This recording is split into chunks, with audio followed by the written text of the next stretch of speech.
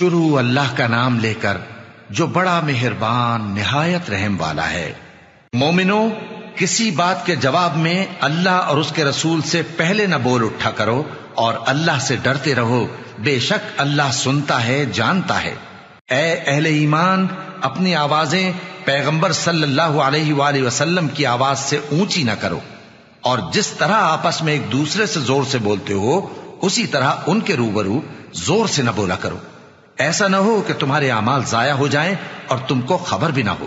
جو لوگ اللہ کے پیغمبر صلی اللہ علیہ وآلہ وسلم کے سامنے دبی آواز سے بولتے ہیں، اللہ نے ان کے دل کو تقوی کے لیے جانچ لیا ہے، ان کے لیے بخشش اور اجر عظیم ہے۔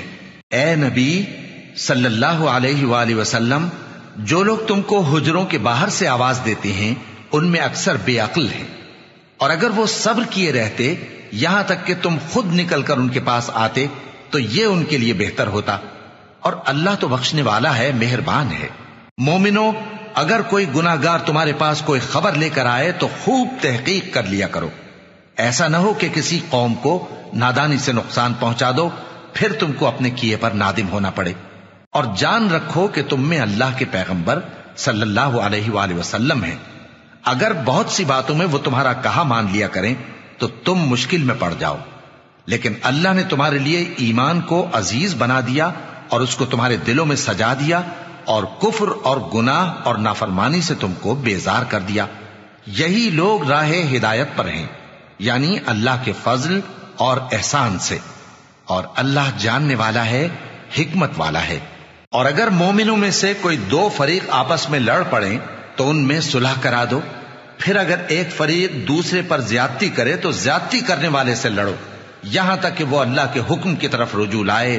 پس جب وہ رجوع لائے تو دونوں فریق میں عدل کے ساتھ صلح کرا دو، اور انصاف سے کام لو کہ اللہ انصاف کرنے والوں کو پسند فرماتا ہے۔ مومن تو آپس میں بھائی بھائی ہیں، تو اپنے دو بھائیوں میں صلح کرا دیا کرو، اور اللہ سے ڈرتے رہو تاکہ تم پر رحمت کی جائے۔ مومنو، مرد مردوں سے تمسخر نہ کریں، ممکن ہے کہ وہ لوگ جن کا مذاق اڑایا جا رہا ہے ان سے بہتر ہوں، اور نہ عورتیں عورتوں سے تمسخر کریں، ممکن ہے کہ وہ جن کا مذاق اڑا رہی ہیں ان سے اچھی ہوں۔ اور اپنوں کو آپس میں عیب نہ لگاؤ، اور نہ ایک دوسرے کا برا نام رکھو، ایمان لانے کے بعد برا نام رکھنا گناہ ہے، اور جو لوگ توبہ نہ کریں وہ ظالم ہیں۔ اے اہل ایمان، بہت گمان کرنے سے پرہیز کرو کہ بعض گمان گناہ ہیں، اور ایک دوسرے کے حال کا تجسس نہ کیا کرو، اور نہ تم میں سے کوئی کسی کی غیبت کرے۔ کیا تم میں سے کوئی اس بات کو پسند کرے گا کہ اپنے مرے ہوئے بھائی کا گوشت کھائے؟ اس سے تو تم ضرور نفرت کرو گے، تو غیبت نہ کرو، اور اللہ کا ڈر رکھو، بے شک اللہ توبہ قبول کرنے والا ہے، مہربان ہے۔ لوگو، ہم نے تم کو ایک مرد اور ایک عورت سے پیدا کیا اور تمہاری قومیں اور قبیلے بنائے تاکہ ایک دوسرے کو شناخت کرو، بے شک اللہ کے نزدیک تم میں زیادہ عزت والا وہ ہے جو زیادہ پرہیزگار ہے۔ بے شک اللہ سب کچھ جاننے والا ہے، سب سے خبردار ہے۔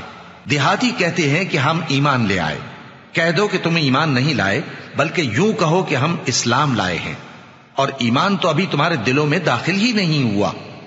اور اگر تم اللہ اور اس کے رسول کی فرما برداری کرو گے تو اللہ تمہارے اعمال میں سے کچھ کمی نہیں کرے گا، بے شک اللہ بخشنے والا ہے، مہربان ہے۔